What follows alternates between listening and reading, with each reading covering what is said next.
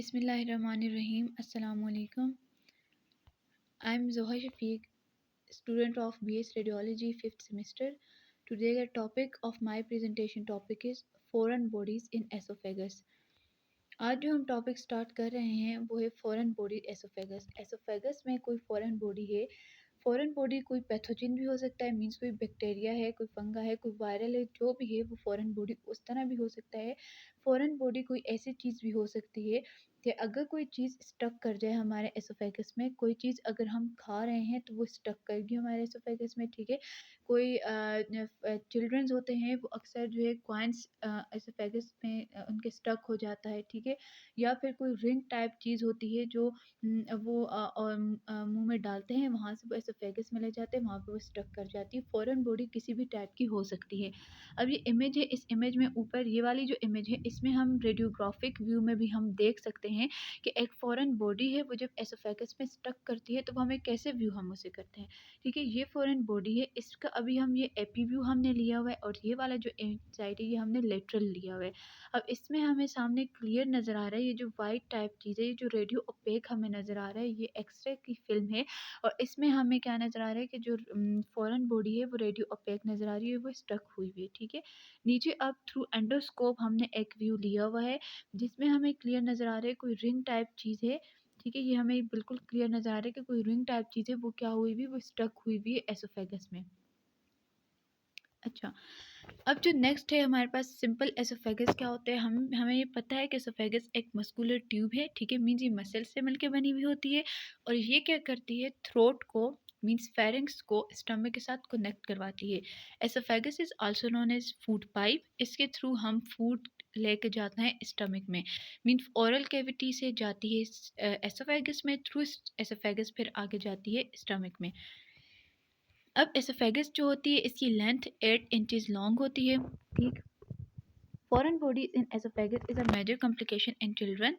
In children, this complication occurs frequently when the foreign body is ingested. It will present in any part of GIT. अब वो कहता है कि foreign body जो होती है एसोफेगस में बहुत मेजर कॉम्प्लिकेशन है, ठीक है। फॉरेन बॉडी कभी भी फ्रीक्वेंटली किसी के भी एसोफेगस में स्टक कर सकती है। अगर कोई फॉरेन बॉडी है वो हम इंजेस्ट कर लेते हैं, ठीक है, तो वो ये नहीं है कि वो मस्ट नहीं है कि वो सिर्फ एसोफेगस में होगी, वो हमारे एसोफेगस के प्रॉक्सिमल स्फिंक्टर में भी हो सकती है, वो एसोफेगस के लोअर स्फिंक्टर में भी हो सकती है, या डिस्टल स्फिंक्टर जिसे हम कहते हैं उसमें भी हो सकती है, ठीक, या वो स्टमक में भी हो सकती है। फॉरेन बॉडी जीआईटी के किसी भी पार्ट में हो सकती है। Approximately 26 to 68% are present in esophagus. Mostly commonly जो ज़्यादातर जो जगह होती है जहाँ पे कोई फॉरेन बॉडी स्टक कर जाती है तो वो एसोफेगस का जो एसोफेगस ही होता है। एसोफेगस का चाहे फिर वो अपर स्फिंक्टर हो चाहे फिर वो लोअर स्फिंक्टर हो। ओके, ये एसोफेगस की एनाटॉमी है कि इसमें हम लोग एसोफेगस के पार्ट्स बताए हुए हैं कि ये है ये थ्रोट है, ठीक है, ऊपर, और फिर इसके बाद हमें नीचे नज़र आ रहा है ये थ्रोट, ये फेरेंक्स है, ठीक। फेरेंक्स के बाद हमारे पास एसोफेगस स्टार्ट हो रहे हैं। अब इसमें बताया हुआ कि एसोफेगस का ये अपर एसोफेगल स्फिंक्टर है जिसे शॉर्ट फॉर्म में हम यूईएस लिखते हैं, और इस तरफ जो है ये लोअर एसोफेगल स्फिंक्टर है जिसे शॉर्ट फॉर्म में हम एलईएस लिखते हैं। This is the diaphragm and नीचे क्या है, स्टमक है, ठीक है। और इस इमेज में हमें बताया हुआ कि फ्रंट पे क्या है, ट्रेकिया। ये बात याद रखती है कि एसोफेगस जो होता है हमेशा ट्रेकिया के बैक साइड पे होता है। ओके, आगे हमारे पास है कॉम्प्लिकेशंस अकर इन एसोफेगस, ठीक है। अब एसोफेगस में क्या क्या कॉम्प्लिकेशंस मीन्स, अगर कोई कॉम्प्लिकेशन आती है एसोफेगस में तो वो किस वजह से होती है, वो डिपेंड करता है एज पे, वो डिपेंड करता है FP type means foreign body type पे, वो डिपेंड करता है इंजेशन पे, ठीक है, कि कितना टाइम हमने एक चीज़ को इंजेस्ट किया हुआ है, चाहे वो 2 आवर्स तक हम इंजेस्ट करें, चाहे वो 3 आवर्स तक हम इंजेस्ट करें, चाहे वो 5 मिनट्स तक इंजेस्ट करें, ठीक। और डिफरेंट पैथोलॉजिकल कंडीशंस पे जो बॉडी में होती है मीन स्टेनोसिस, नेवरिंग वगैरह।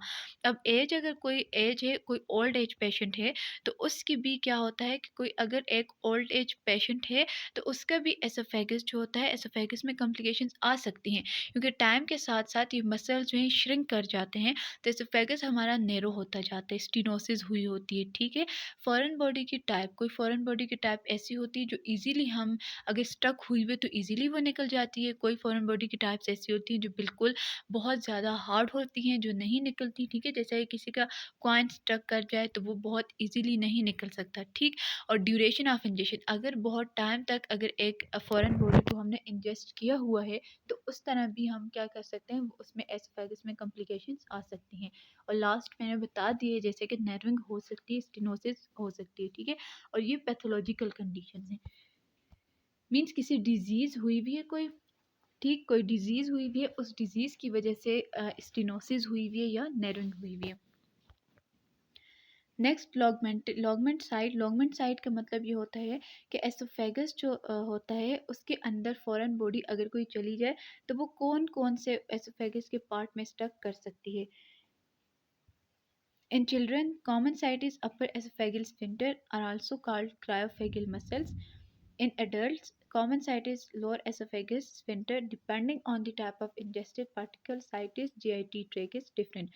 अब वो कहता है चिल्ड्रन जो होते हैं उनमें मोस्ट कॉमनली ज़ाहिर है चिल्ड्रन जो होते हैं इतना इजीली किसी भी चीज़ को swallow एकदम से नहीं हो सकता उनके अंदर, तो फिर क्या होता है कि वहाँ पे उनके जो कॉमन साइट है वो अपर एसोफेगल स्फिंक्टर में होता है, ठीक है। अपर एसोफेगल स्फिंक्टर यहाँ में जिसे हम कहते हैं क्रायोफेगल मसल, ये पीछे हमने इसमें देख लेते हैं कि ये वाला जो अपर एसोफेगल स्फिंक्टर है यहाँ पे, ये अपर एसोफेगल स्फिंक्टर है, यहाँ पे क्रायोफेगल मसल्स प्रेजेंट होते हैं।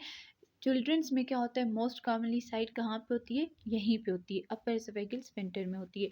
और जो एडल्ट्स होते हैं उनमें मोस्ट कॉमन साइट कहाँ पे होती है, लोअर एसोफेगल स्फिंक्टर में होती है। अब जीआईटी जो होता है, जीआईटी में मोस्ट कॉमनली क्या होता है कि साइट जो होता है वो डिफरेंट होता है।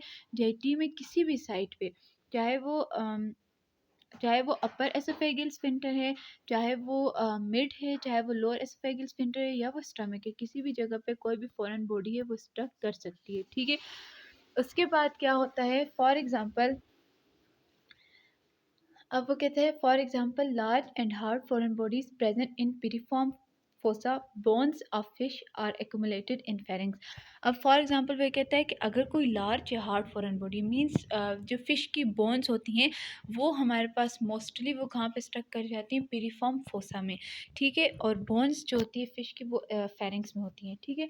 कॉइन्स आर एक्यूमुलेटेड, कोई कॉइन अगर हम लोग स्टक कर जाए, कोई कॉइन हम सॉलो कर लें तो वो प्रॉक्सिमल और डिस्टल एसोफेगस के प्रॉक्सिमल स्फिंक्टर पे भी जा सकता है, वो डिस्टल पे भी जा सकता है। लेकिन जो फिश की बोन्स होती हैं वो फेरिंग्स में होती हैं, ठीक। और जो कोई लार्ज या हार्ड फॉरेन बॉडी है तो वो पीरिफॉर्म फोसा में होती है। अब so this is a piriform fossa, ये हमें नज़र आ रहा है कि ये पीरिफॉर्म फोसा है, ठीक है। ये ऊपर एपिग्लॉटिस है, ये ऊपर एपिग्लॉटिक फोल्ड है, और ये क्या है, पीरिफॉर्म फोसा है। इस तरफ नीचे लेरिंजियोफेरिंक्स है। फिर क्या होता है कि नेक्स्ट हम क्या है हमारे पास, क्लिनिकल फीचर्स। क्लिनिकल फीचर्स क्या हो सकते हैं इसके, क्लिनिकल फीचर्स मीन्स अगर कोई फॉरेन बॉडी एसोफेगस में चली गई है तो इसके क्लिनिकल फीचर्स क्या हो सकते हैं, डिस्फेगिया हो सकता है, ठीक है। डिफ़िकल्टी हो सकती है मीन्स स्वॉल्विंग में, टेंडरनेस हो सकता है नेक में, ठीक है। अडीनोफेगिया हो सकता है, ठीक, कि हमारे पास स्वॉलिंग स्वॉलो करते हुए पेन हो, डिफ़िकल्टी हो, कुछ भी, चेस्ट में पेन हो सकता है, ठीक है। और वॉमिटिंग हो सकती है। Next diagnosis. अब कोई फॉरेन बॉडी अगर एसोफेगस में चली गई है तो उसके डायग्नोसिस हम कैसे कर सकते हैं।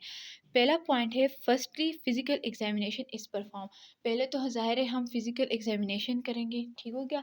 फिजिकल एग्जामिनेशन करेंगे कि आया फिजिकल एग्जामिनेशन हमारे पास, फिजिकल एग्जामिनेशन करेंगे तो फिजिकल एग्जामिनेशन में क्या क्या हमें नज़र आएगा।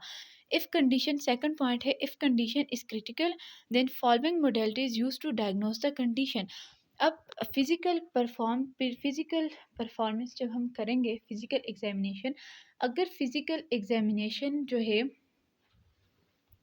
फिज़िकल एग्ज़ामिनेशन हमें सही से उसमें क्लियर नहीं होता कि फ़ॉरेन बॉडी इस जगह पे है, इस जगह पे, देन हम कोई ऐसी मोडेलिटी देखेंगे जिससे हम इस कंडीशन को डायग्नोज़ कर सकें, ठीक है? इफ़ अगर कोई ऑब्जेक्ट है वो हमें रेडियो ओपेक नज़र आ रहा है, देन हम एक्स-रे करेंगे, क्योंकि एक्स-रे में रेडियो ओपेक चीज़ हमें क्लियर नज़र आती है।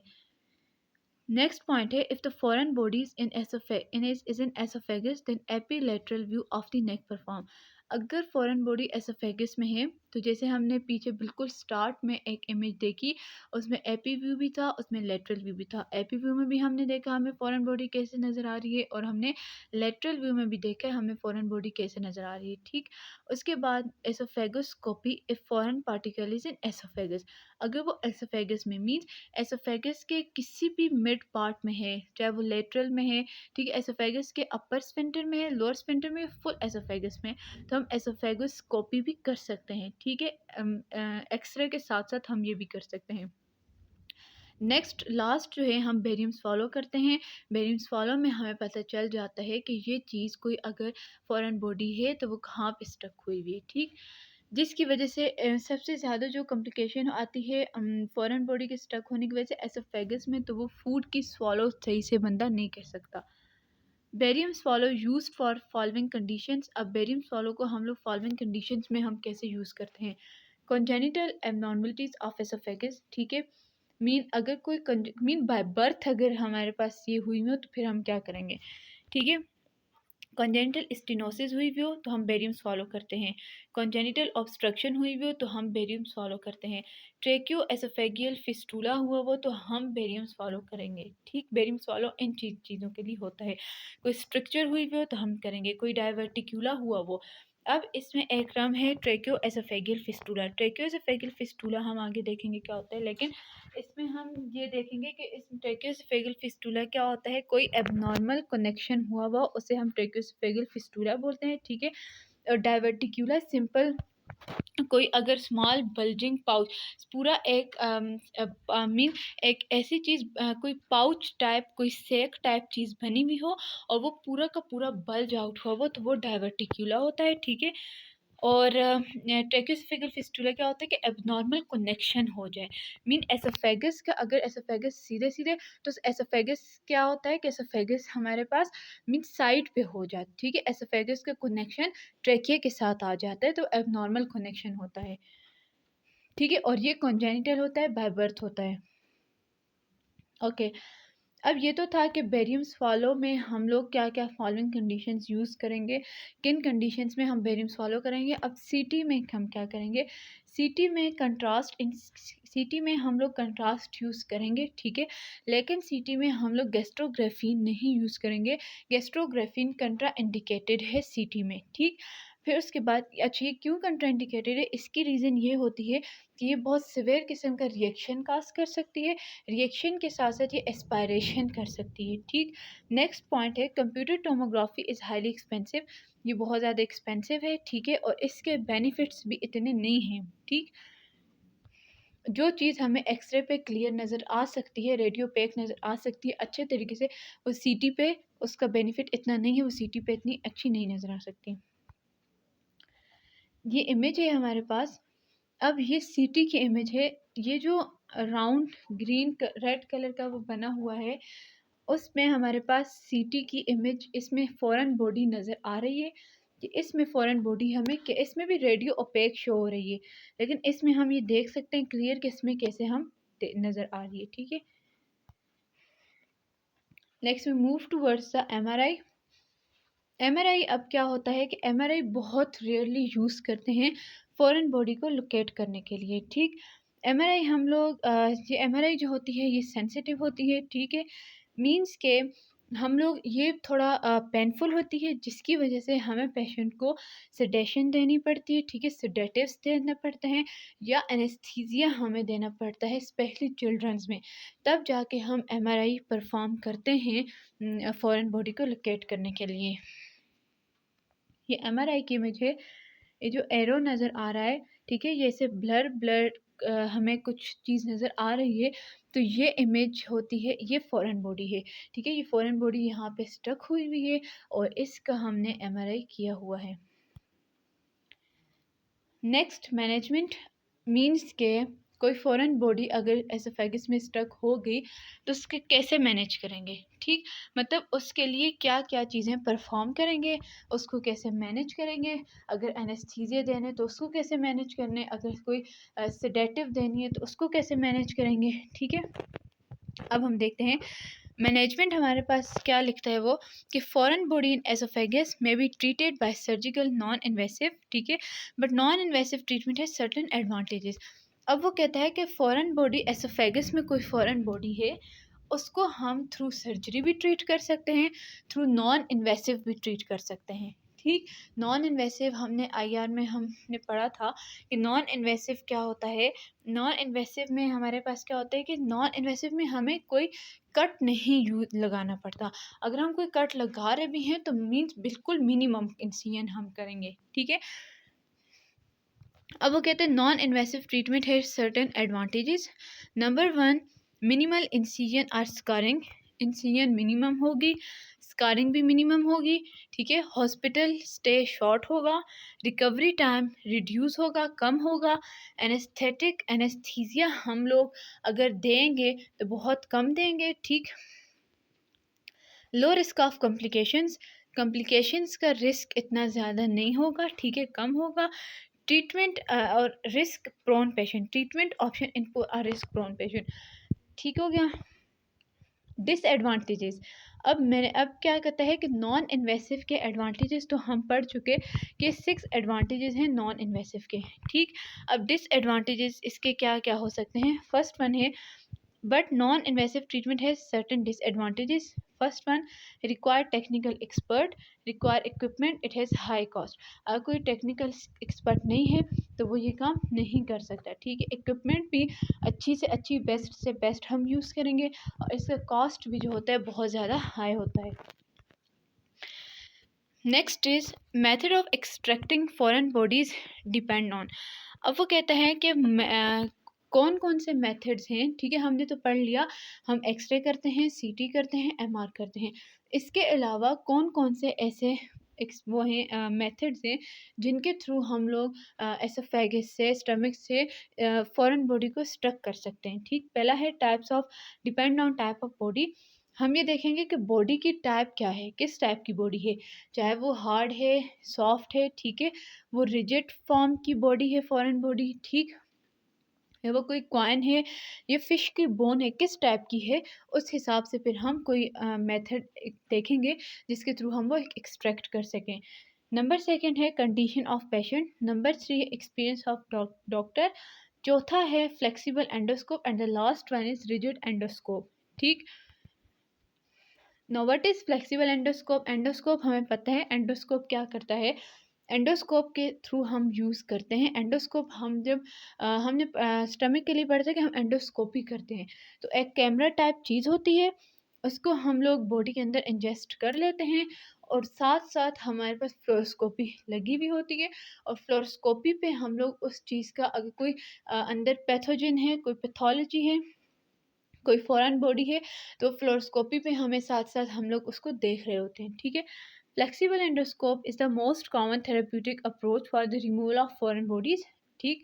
For flexible endoscope general anaesthetic is not required.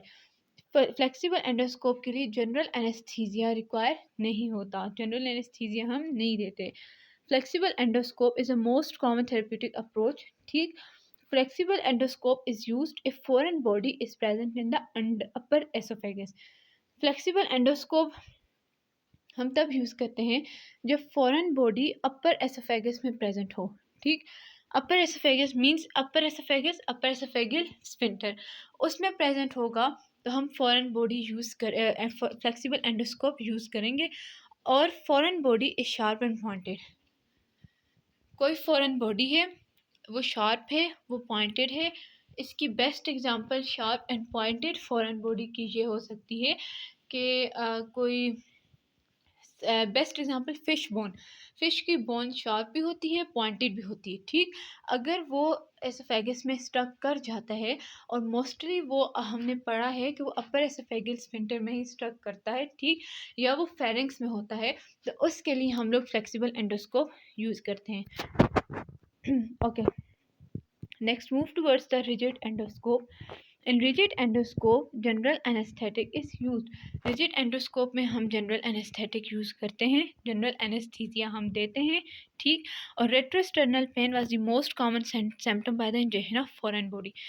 कोई अगर इंजेक्शन इंजेस्ट कर ली फॉरेन बॉडी तो रेट्रोस्टर्नल पेन मीन पीछे, रेट्रो मीन बिहाइंड, ठीक है, स्टर्नम मीन स्टर्नम.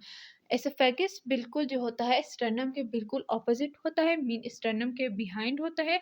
तो कोई भी चीज़ जब हम अगर कोई चीज़ ऐसे भी स्टक कर जाती है तो हमें रेट्रोस्टर्नल पेन होता है, ठीक है. मोस्टली ऐसा होता है हमारे साथ.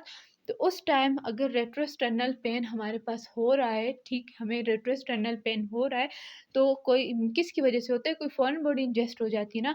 मोस्टली वैसे भी अगर हम खाना खा रहे हैं, पानी पी रहे हैं, कोई भी चीज़ खाना है, अगर वो इंजेस्ट, अगर वो हमारी एसोफेगस में स्टक हो जाती है तो हमें रेट्रोस्टर्नल पेन स्टार्ट हो जाता है, ठीक. मोस्टली ऐसा होता है. तो उस वजह से अगर कोई इंजेक्शन हुई हुई है फॉरेन बॉडी की तो हम वहाँ पे रिजिड एंडोस्कोप यूज़ करते हैं. नेक्स्ट है रिस्पायरेटरी सिम्टम्स. रिस्पायरेटरी, अब इसमें हम ये पढ़ेंगे कि आया फॉरेन बॉडी तो एसोफेगस में, इसका रिस्पायरेटरी सिस्टम के साथ क्या रिलेशन है, ठीक. तो रिस्पायरेटरी सिस्टम बिल्कुल एसोफेगस के फ्रंट पे होता है, ठीक है. हमारा ट्रेकिया जो होता है एसोफेगस से बिल्कुल फ्रंट पे होता है. तो अगर कोई फॉरेन बॉडी है हमारी बॉडी में, अगर उस फॉरेन बॉडी ने कंप्रेस किया हुआ है ट्रेकिया को, ठीक है, या ब्रोंकाई को, तो इस पे रिस्पायरेटरी सिम्टम्स आ सकते हैं. रिस्पायरेटरी सिस्टम पे इस पे ये इफेक्ट हो सकता है कि हम ब्रीथिंग इजीली नहीं कर सकते. क्यों? क्योंकि हमारा ट्रेकिया कंप्रेस हुआ है, हमारे ब्रोंकाई कंप्रेस हुए हैं, जिसकी वजह से हम लोग इजीली ब्रीथ नहीं कर सकते. तो इस वजह से रिस्पायरेटरी सिम्टम्स हमें शो होते हैं due to ingestion of foreign body.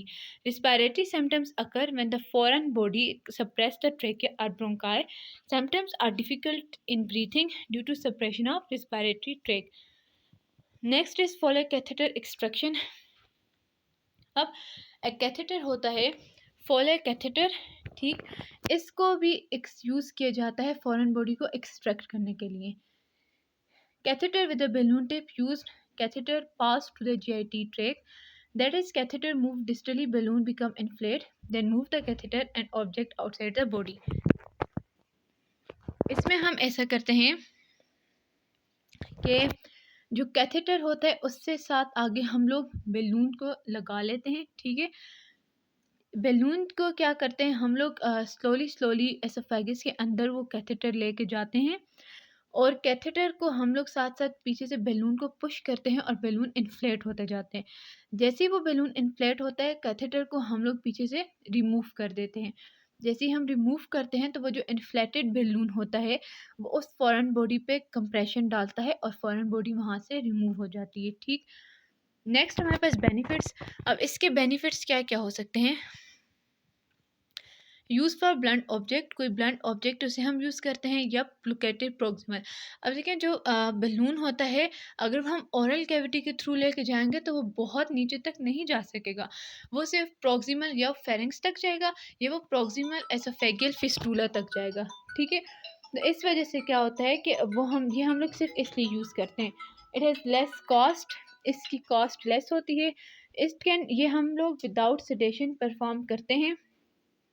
It is useful for the removal of coins, ठीक है. मैंने आपको बताया कि कोई कॉइन हो, ठीक है, ऐसी कोई चीज़ हो, इसको हम इसलिए रिमूव करने के लिए यूज़ करते हैं. If there is no symptoms of oesophageal oedema is present, it is useful for the object which are ingested recently. और ये जो हमारे पास है हमने पढ़ा फॉलो कैथेटर एक्सट्रैक्शन, ये किसके लिए यूज़फुल है, कोई चीज़ रिसेंटली इंजेस्ट हुई हो, ठीक है. क्या क्या बेनिफिट्स हैं, एक कोई चीज़ प्रॉक्सिमली हो, ठीक. दूसरा है विदाउट सेडेशन इसे हम यूज़ करते हैं मेन जो है, या तीसरा पॉइंट ये है कि कोई रिसेंटली कोई चीज़ इंजेस्ट की हुई हो हमने, उसको यूज़ करने के लिए, उसको एक्सट्रैक्ट करने के लिए. फॉर एग्ज़ाम्पल कॉइन हो, ठीक, फिश बोन है, उसको एक्सट्रैक्ट करने के लिए, अगर फिश बोन नहीं निकल रही तो उसको एक्सट्रैक्ट करने के लिए हम लोग फॉलो कैथेटर यूज़ करते हैं. Contraindication, this procedure is not performed there is respiratory insufficiency, ठीक.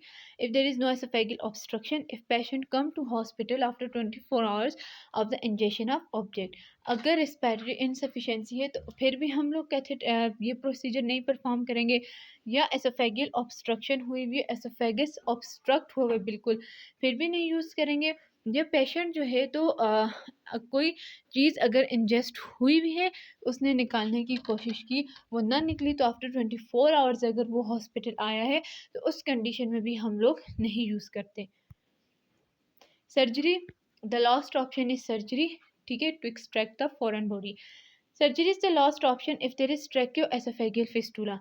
मैंने आपको बताया कि ट्रैक्यो एसोफेगियल फिस्टूला जो होता है वो अगर हुआ हुआ हो, ठीक, तो उस टाइम हम सर्जरी करते हैं, क्योंकि इन प्रोसीजर्स के थ्रू हम लोग, चाहे वो सीटी है, चाहे वो एमआर है, चाहे वो बेरियम स्वॉलो है, ठीक है, या कोई भी प्रोसीजर है, चाहे वो एंडोस्कोप है, ठीक है, रिजिड है या फ्लेक्सिबल है, या फॉलो कैथेटर एक्सट्रैक्शन है, तो उस टाइम में हम लोग नहीं करते ट्रैकियोएसोफेगल फिस्टूला जब हुआ वो. The last one is, last option surgery होता है. सर्जरी करके फॉरेन बॉडी को हम रिमूव कर देते हैं, ठीक है. इफ़ देयर इज़ परफोरेशन, अगर कोई परफोरेशन हुई है फिर भी हम नहीं करते, ठीक. और surgical treatment for foreign body depend on location. अब सर्जिकल ट्रीटमेंट ज़ाहिर है लोकेशन पे डिपेंड करती है, कि चाहे वो एसोफेगस में जो है तो वो लोअर स्फिंक्टर पे हुई हुई है, अपर स्फिंक्टर पे हुई हुई है, जहाँ भी हुई हुई है, मिड में हुई हुई है, तो ये उसके लोकेशन पे डिपेंड करता है, ठीक है. और फॉरेन बॉडी तो हमें पता है ना, हाँ, कोई भी फॉरेन बॉडी हो सकती है, स्पेशली जो सर्जरी परफॉर्म करते हैं, कोई बुलेट अगर हुई भी है, ठीक है, बुलेट एसफेगस की बुलेट भी तो फॉरेन बॉडी है, तो उसके लिए मोस्टली सर्जरी परफॉर्म करते हैं. अब ये इमेज है, इसमें एसोफेगस, ये ट्यूमर है, ठीक है, ट्यूमर भी तो फॉरेन बॉडी है, ठीक. ये एसोफेगस है, ये इसका ट्यूमर है, ये ट्यूमर है, नीचे स्टमक है, स्मॉल इंटेस्टाइन है. अब ये ट्यूमर को हमने यहाँ पे रिमूव कर दिया, ठीक है, यहाँ पे अगर ये ट्यूमर पूरे यहाँ तक स्प्रेड हुआ हुआ है, इसको हमने रिमूव कर दिया, यहाँ से हमने इसको रिमूव किया, यहाँ से इंसिजन की इसकी, तो ये जो स्टमक था, स्टमक को हमने, स्टमक का जो ये वाला पार्ट था जहाँ पे ट्यूमर नहीं है, तो वो वाला पार्ट उठा के हमने ऊपर एसोफेगस के साथ अटैच कर दिया. Foreign body injection in different countries. अब हम ये देखेंगे कि बहुत सारी कंट्रीज़ में फॉरेन बॉडी जो है, फॉरेन बॉडी इंजेक्शन किस तरह है. Foreign body is different in different countries, ठीक है, और डिपेंड करता है उनके इन्वायरमेंट पे डिपेंड करता है, ठीक, उनकी हैबिट्स पे डिपेंड करता है, उनकी फूड इनटेक पे डिपेंड करता है, कि उस हिसाब से फिर जो है फॉरेन बॉडी का इनटेक होता है. अब पहला वो डिपेंड करता है कल्चर ऑफ कंट्री पे, दूसरा डिपेंड करता है डाइटरी हैबिट्स, ठीक, उनके उनकी डाइट कैसी है, आया वो जंक फूड से फॉरेन बॉडी ले रहे हैं, या वो कोई भी ऐसी फूड है, अनहाइजीनिक फूड है, उससे वो ले रहे हैं, ठीक, किस के थ्रू ले रहे हैं. अब fish bones are more common, fish bones are more common foreign body in South Asia. South Asia में फ़िश की बोन्स मोस्ट कॉमन है, फॉरेन बॉडी है. वेस्टर्न हेमिस्फेयर्स कॉमन, वेस्ट के जो हैं, वेस्टर्न्स जो हैं, उनमें फॉरेन बॉडी मील के थ्रू फॉरेन बॉडी को ले रहे होते हैं, ठीक. फिर उसके बाद है ingested objects are different. If the objects are sharp, it can easily penetrate through esophagus wall and cause serious complication, that is deep cervical infection. अब इस पॉइंट में वो ये बात कह रहा है कि अगर कोई फॉरेन बॉडी है और वो फॉरेन बॉडी जो है बहुत ज़्यादा शार्प है, वो इजीली तो हम उसे रिमूव कर सकते हैं, लेकिन वो फॉरेन बॉडी वहाँ पे क्या काज कर देती है, जब हम उसे रिमूव करते हैं एसोफेगस की वॉल, ठीक है, एसोफेगस की वॉल से हम रिमूव करते हैं, वो क्या काज कर देती है, वहाँ पे डीप सर्वाइकल इन्फेक्शन काज कर देती है, ठीक.